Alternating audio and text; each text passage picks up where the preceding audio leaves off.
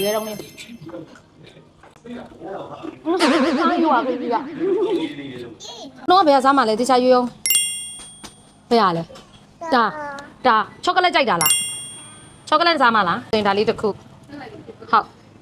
ကဲကိုသေးချောရင်လာဒါစတော်ဘယ်ရီနဲ့ဥစားဟမ်ဘာဂါချောကလက်အသားကြက်သားမြင်နေနဲ့ cheese ချောကလက်တုံးကြီး Oh my god ဒါကကြတော့ waffle လိုပုံစံမျိုး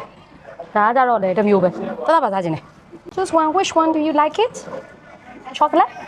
sure okay ကဲဒါဆိုရင်နှစ်ခုတာလေးဟုတ်တော့ဘာပဲဒီတောက်တက်လားဆရာမကြီးကခုကလေးကဘာပဲဒီတောက်တက်တယ်အဲ့ဘာပဲအစီတွေကိုလေခါလေးကျန်ပါမလာတာတော့မှလေအဲ့ပိုက်အတန်နဲ့ထိုးပြီးတော့ဆက်စားတာတုံလေးရဲ့ဘာပဲလေးအရင်ရောက်လာပေါ့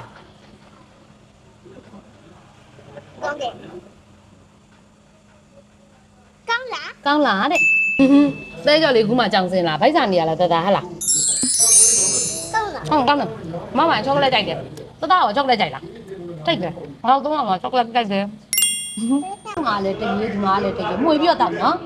အပေါ်မှာလည်း cream လေးတွေကောင်းမှကောင်းပဲ